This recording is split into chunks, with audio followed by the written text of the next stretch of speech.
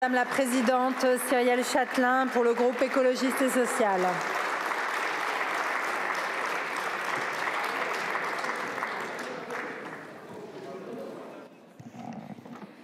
Madame la Présidente, Monsieur le Premier ministre, Mesdames et Messieurs les ministres, chers collègues, le 7 janvier, un méga-feu démarre à Los Angeles. Le 14 décembre, le cyclone Chido frappe Mayotte avec une ampleur sans précédent. Le 17 octobre, ce sont des fortes pluies qui s'abattent sur Givors et le sud du Rhône. Au mois de mai, c'est l'Inde qui connaît des vagues de chaleur la plus longue de son histoire. Il n'y a plus d'orages mais des tempêtes, plus d'épisodes pluvieux mais des inondations. Les incendies succèdent aux vagues de chaleur, les sinistres aux catastrophes. Ici comme ailleurs, les récoltes sont détruites, les arbres sèchent sur pied, les coulées de boue entraînent les maisons et les souvenirs, les routes sont défoncées, les terres saccagées et les vies abîmées. Et nous pleurons les morts, toujours plus trop nombreux et bien trop nombreux. Et j'ai ici une pensée particulière pour les Mahorais et les Mahoraises qui ont été frappés de plein fouet par le cyclone et par l'abandon de l'État. Car dans l'ère de l'Anthropocène, ce n'est pas la nature qui se déchaîne, c'est l'action humaine qui réchauffe le climat, qui broie les plus faibles et qui tue nos semblables. Les responsables, ce sont les majeures pétrolières qui forent inlassablement nos sols pour enrichir leurs actionnaires. Ce sont les agro-industriels qui détruisent nos forêts, entassent les animaux et font disparaître les paysans. C'est Bernard Arnault qui, le 1er janvier à 2h15 du matin, avait déjà consommé le budget annuel carbone d'un Français.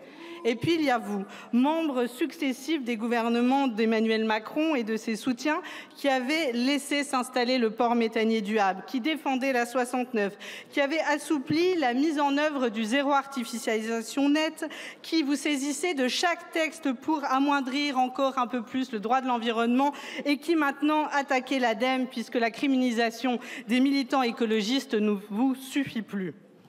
Alors disons-le, vous ne faites rien pour l'écologie. La transition écologique est toujours la première sacrifiée de l'austérité.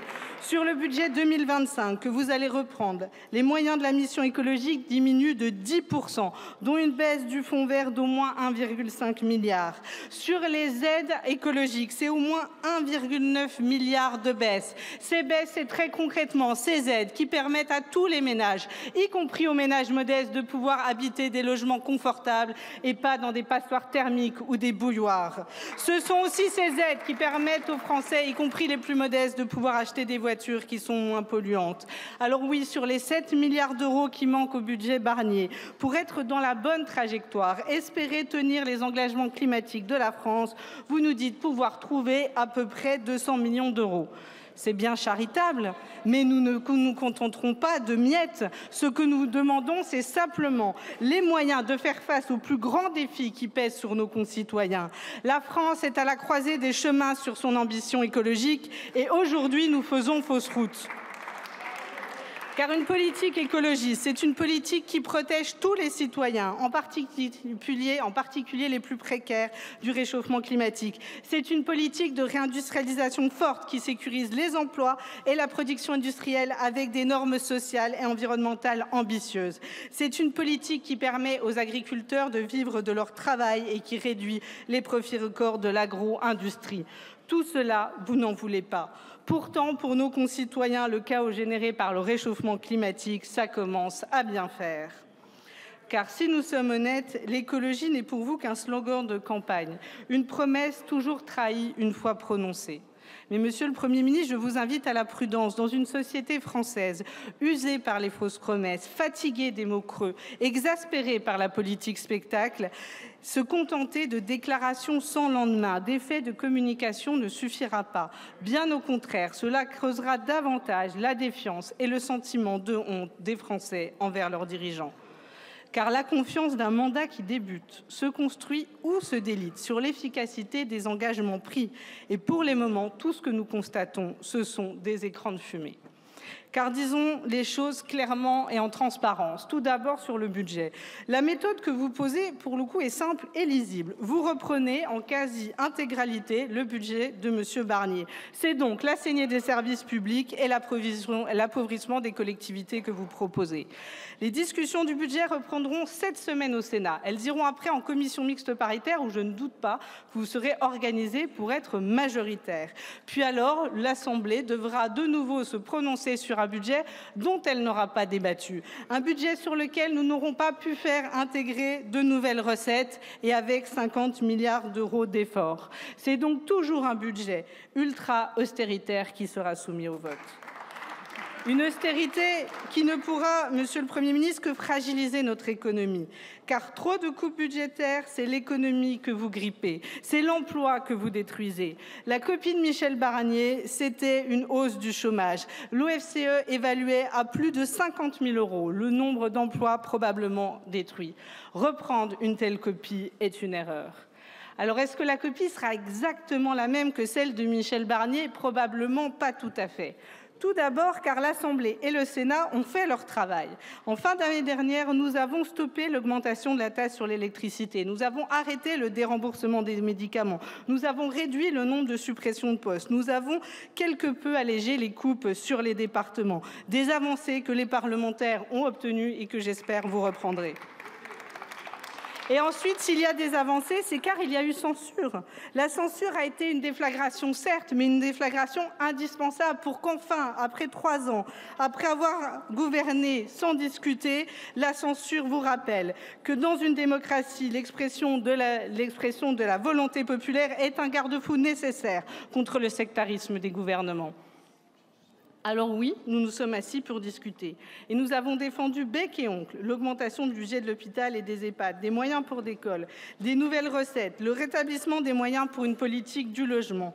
Mais au final, vous nous proposez globalement que les choses restent telles qu'elles sont et que lentement les conditions de vie des Français se dégradent. Mais je vous pose la question, trouvez-vous que l'école va bien, que l'hôpital fonctionne, qu'on vit correctement de son salaire?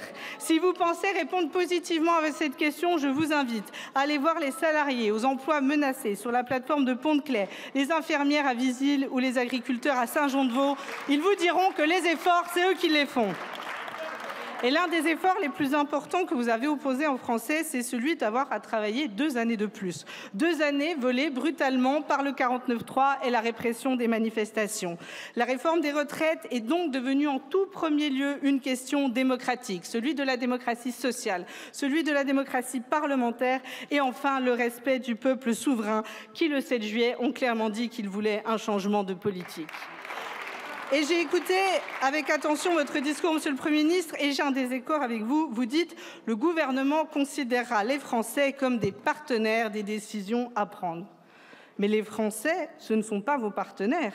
Ils sont vos patrons et les élus sont leurs serviteurs.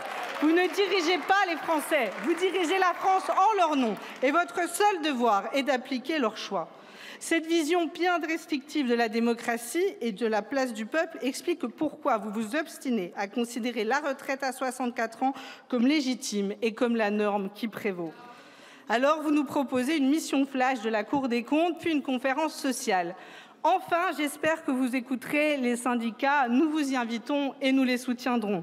Mais reconnaissez que le mécanisme que vous avez imaginé ne leur est pas favorable, puisque d'ores et déjà, vous avez annoncé que s'il n'y avait pas d'accord, la réforme des retraites à 64 ans continuerait à s'impliquer, risquant de nous entraîner dans un voyage dont on connaît déjà la destination, retour à la réforme Borne.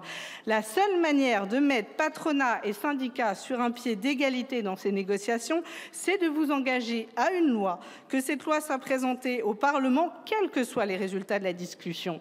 Et soyons très clairs, je pense que nous l'avons été, rien ne rendra la réforme des retraites à 64 ans légitime et nous continuerons à la combattre. Enfin, sur le budget, les retraites, vous prenez le même chemin que Michel Barnier, mais sur la complaisance au Rassemblement national également. Depuis quelques semaines, votre gouvernement nous a donné à voir quand même plusieurs indignités qui nous inquiètent. Quant à Mayotte, les secours cherchaient encore les survivants. Vous flattiez déjà les relents xénophobes les plus vils, tournant le dos à la détresse des professeurs et des citoyens. Alors que la situation se tend avec l'Algérie, vous laissez vos ministres jeter de l'huile sur le feu au lieu de chercher le dialogue et l'apaisement. Et enfin, votre ministre de l'Intérieur, qui veut dévoyer la laïcité et souhaite en faire un outil de discrimination envers les musulmans. Je vous le lis, la liberté est de croire et de ne pas croire, les Français y sont attachés. L'égalité de chaque citoyen, quelle que soit sa religion, les Français y sont attachés et ne vous laisseront pas faire. Vous ne prendrez donc jamais que reprendre les termes de l'extrême droite, c'est la faire progresser. Reprendre sa logique excluante, c'est abîmer notre cohésion sociale et fracturer les Français. Tout cela, nous ne pouvons pas l'accepter, Monsieur le Premier ministre. Alors, tant que vous vous obstinerez à ne rien changer, nous n'aurons d'autre choix que de continuer à vous censurer. Je vous remercie, Madame la Présidente. La parole est à présent à Monsieur le Président Marc Fesneau pour le groupe démocrate.